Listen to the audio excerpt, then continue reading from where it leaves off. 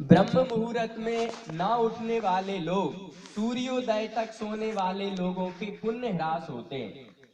ब्रह्म मुहूर्ते या निंद्रा सा पुण्य क्षय कारणी। और ग्रंथ कहते हैं ब्रह्म मुहूर्ते बुद्धियते, जो ब्रह्म मुहूर्त में उठेगा उसकी बुद्धि बहुत बढ़ेगी। और बुद्धि जिसकी दुरुस्त रहेगी ना, उसकी समस्याएं, उसको रोग बीमारी, उसके शत्रु, उसके ज्यादा ऐसे वैसे लोग नहीं हो पाएंगे। तो बुद्धि बढ़ना, जाको विधाता दारुण दुख देई ताकि मति। तो ये बात जो आती है वो ब्रह्म मुहूर्त से शुद्ध बुद्धि और विवेक का जन्म होता है।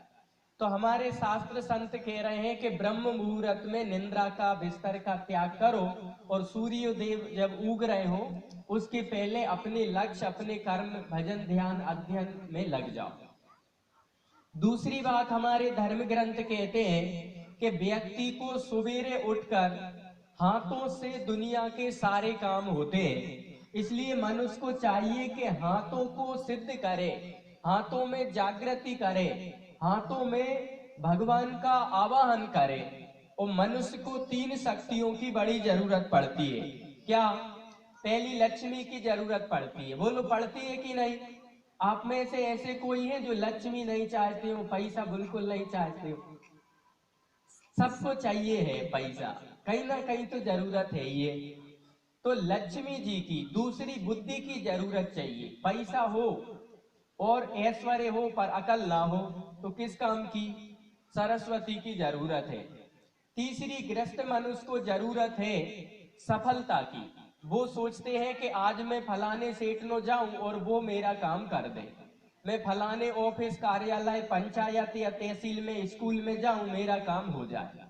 तो हमारे धर्म ग्रंथ कहते हैं जो व्यक्ति लक्ष्मी की कृपा, सरस्वती की कृपा और गणेश जी की कृपा का सुबह आवाहन करे, सुबह उसका थोड़ा ध्यान, स्मरण, चिंतन करे, तो उसके जीवन में पैसे की समस्या में रिलीफ होगा और उसमें सरस्वती की भी कृपा आएगी और सिद्धि बुद्धि के दाता गणेश जी की भी कृपा होगी। और इसके लिए क्या करना चाहिए? तो हमारे धर्म ग्रंथ कह रहे हैं प्रभाते कर दर्शनम। हर स्त्री पुरुष को, हर भाई बहन को, बच्चे बच्चियों को सवेरे उठ के कर दर्शन करना चाहिए। कर दर्शन कैसे करना? तो ग्रंथ कह रहा है कराग्रे बसते लक्ष्मी। सुबह उठ के हाथों की उंगलियों में लक्ष्मी जी की फोटो देखो, क्योंकि पैसे जब आते हैं तो उंगलियों से ऐसे इशारा करते हैं, बोले ले आओ, निकालो। और गिनने की बात आती है तो 1 2 3 उंगलियों से, अंगूठा से ही गिनते हैं लक्ष्मी। तो ऋषि कह रहा है कराग्रे बसते लक्ष्मी। सुबह उठ के लक्ष्मी का ध्यान उंगलियों में करो। कर मध्य सरस्वती, मध्य हाथ में सरस्वती का फोटो चित्र ध्यान करो। कर मूले तू गणेश जी, लक्ष्मी जी जहां होंगी वहां सरस्वती गणेश जी। बोलो, देखे है ना, तीनों एक साथ बैठे। इनके दर्शन सुबेरे कर मूले तू गणेश जी, प्रभाते कर दर्शनम। सुबह उठ के माताओं बहनों को, बच्चे बच्चियों को, बड़े बूढ़ों को कर दर्शन करना चाहिए। बिना किसी से बात करे, बिना हाथों से कोई काम करे, पहले नंबर नींद खुले तो लक्ष्मी, सरस्वती, गणेश जी को देखो और चेहरे पे हाथ घुमा दो। ऐसा भर करते हैं तो आपके दिन में जहां आप हाथ लगाएंगे, जिस काम में हाथ डालेंगे, उसमें इन तीनों की सूक्ष्म शक्ति, एक प्रभा, उसकी एनर्जी, उसकी शक्ति, उसका ध्यान थोड़ा आपके जीवन में सहयोग करेगा। तो ऐसा काम आप सब कर सकते हैं क्या? समझ में आ रही बात? ये कर सकते हैं। तो अपन सबको कल से ये काम करना कि सुबह उठकर कर दर्शन करना और ऐसे फिर सिर पे और चेहरे पे हाथ घुमाना। दूसरी बात आती है, हम जिस धरती माता को गन्ना उगाते हैं, जिस धरती माता से हम गेहूं और चने, चावल और सारी दालें, सारे फल फ्रूट, कोयला, वस्त्र, सोना, चांदी, हीरा, सब कुछ जिस धरती माता से हमें मिलता है, उस धरती माता को हम क्या दे रहे हैं और क्या दे सकते हैं? तो ऋषि कह रहे हैं सवेरे बिस्तर छोड़ने से पहले हर मनुष्य को धरती माँ पे पैर रखने से पहले धरती माता प्रणाम, धरती माता नमन, माता कह के धरती को प्रणाम करें। यदि अपन लोग सुबह धरती माता को प्रणाम करते हैं और फिर धरती पे पैर रखते हैं, बहुत बड़ा फायदा होता है। पद्म पुराण में आता है कि मनुष्य को सुबह उठकर यदि किसी के दर्शन करना है तो बोले सबसे पुण्यदायी दर्शन होता है गौ माता का, फिर तुलसी माता का। तुलसी का या गौ माता का सुबह उठ के दर्शन कोई व्यक्ति कर ले तो सुबह कहावत चलती है कि आज ना जाने कौन को मुंह देख लाओ, आज तो सुबह से ही मेरा दिमाग खराब, मेरा आज कोई काम नहीं बन रहा है, सुबह का पते किसका मुंह देख लिया। तो हम लोगों को प्रयास करना चाहिए कि अपन जो कलाकार एक्टरनी है जिन्होंने दुनिया का नाश कर दिया गलत शिक्षा दे के, इनकी फोटो घरों में ना लगाएं और इनके दर्शन सुबह उठ के ना करें। वास्तु शास्त्र कहता है बिल्ली के दर्शन, घोड़ा के दर्शन करना, एक्टरनियों के, बॉलर क्रिकेटरों के दर्शन करना, ये ऐसी बात है कि मैं अपने दुर्भाग्य को खुद आमंत्रित कर रहा हूँ। जहाज डूब रहा है, बिल्ली आंखें निकाल रही है, शेर घोड़ा को शिकार करने के लिए दौड़ रहा है, ऐसे चित्र सुबह उठ के नहीं देखना। बोले पद्म पुराण में आया कि सुबह तुलसी के दर्शन कोई करे तो स्वर्ण दान का पुण्य उसको मिलता है। अब बताओ सोना कौन पे रखो है? आधा किलो सोना वाला है कोई? नहीं होगा, सोने की कमी हो गया। क्यों? सोना चांदी गया विदेशों में, ये गुटखा चाय इधर आई, आग लगा के गृहस्थी में बस चाय अकेली पी पाई। हम लोगों ने चाय पी ली है और सोना चांदी विदेश में जाने दिया।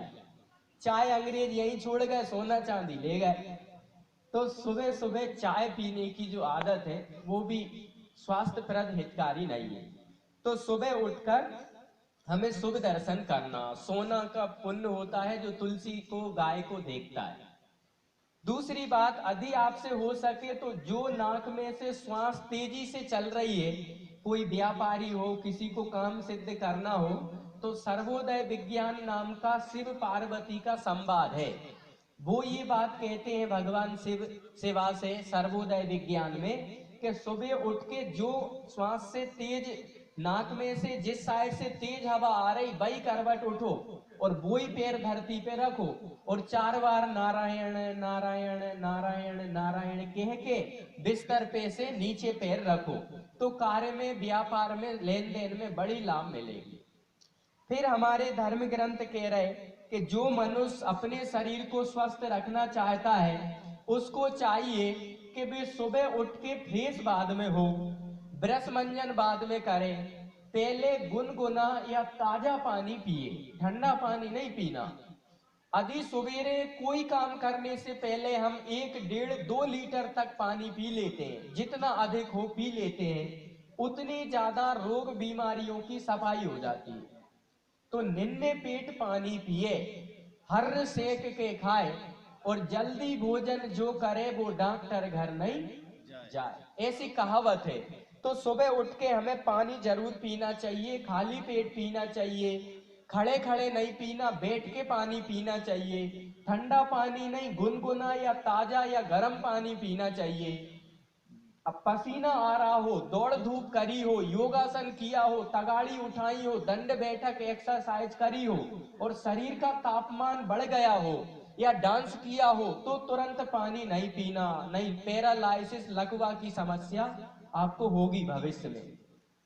तो आयुर्वेद कह रहा है कि पानी में 4 सावधानी रखना, खाली पेट पीना, ठंडा नहीं पीना, गुनगुना पीना और खड़े खड़े नहीं पीना, बैठ के पीना, और जो है ना पानी पियो तो जलम पीवेत मुहुर मुहुर, ऐसे नहीं कि लोटा पकड़ लिया आप छोड़ेंगे ही नहीं जब तक खाली नहीं होगा। कुछ लोग ऐसा ही करते कि एक बार में ही पूरा अंदर कर देते हैं पानी का गिलास जितना भी था पानी। ये नहीं करना। क्यों नहीं करना? अपने जठरा में अम्ल होता है और लार अपने जबड़ा में, अपने मुंह में होती है। तो आयुर्वेद कहता है कि आप घुमा घुमा के पानी पीजिए, जैसे पक्षी एक पानी का ड्रॉप उठाता है, मुंह में घुमाता है और फिर पीता है, और अपन लोग ड्रॉप ड्रॉप नहीं लेते, अपन सीधा ही।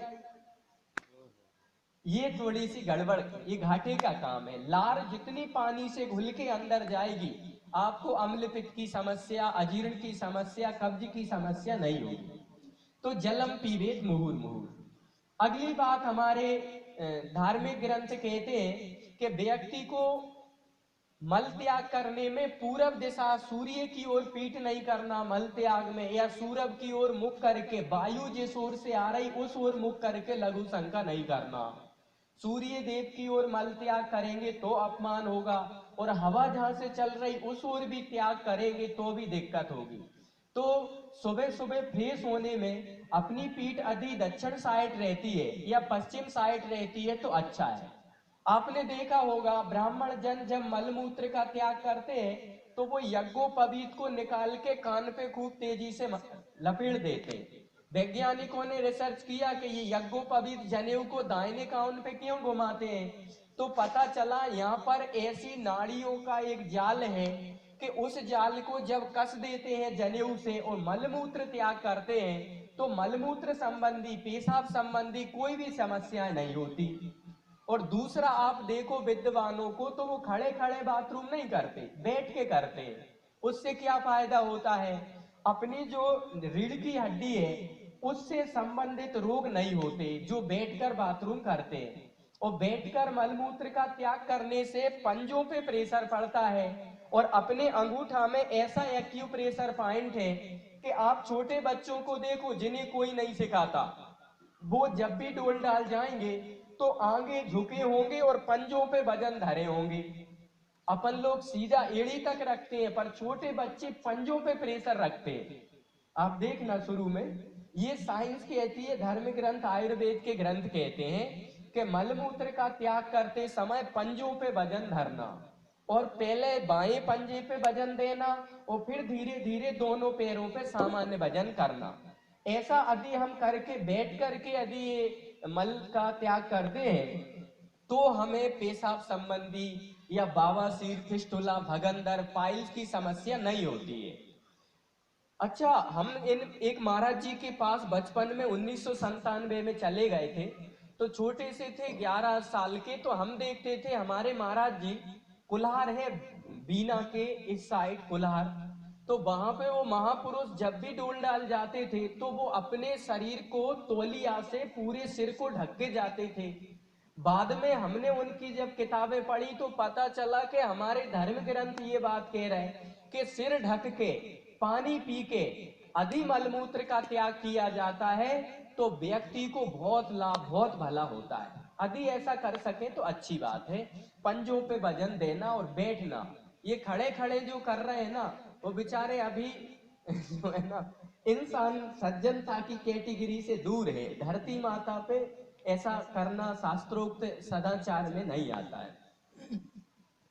फिर भोजन की बात आती, मंजन की बात आती है। अपने मनुष्य समाज में बहुत प्रतिशत ऐसे लोग हैं जो दाढ़ों से, मसूड़ों से, दांतों से परेशान हैं। तो आयुर्वेद कहता है मनुष्य को ना तो रोजाना मंजन करना चाहिए, ना रोजाना ब्रश करना चाहिए। कभी मंजन करना, कभी ब्रश करना और कभी दातुन करना, ये हम भी करते हैं। आप लोग भी यदि दातुन, मंजन और ब्रश तीनों का उपयोग करते हो तो आप लोगों के बहुत अच्छे दांत रहते हैं।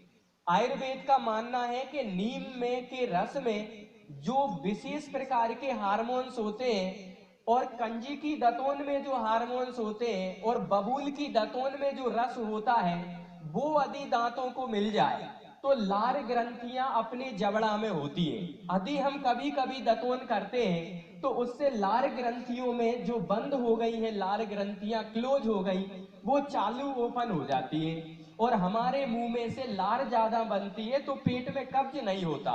विदेश में नीम की दातुन बिक रही है साहब, महंगी बिक रही है, और अपने पछीते नीम लगी अपन तोड़ के नहीं करता है। ये दुर्भाग्य है अपन लोगों का। तो मैं निवेदन करूं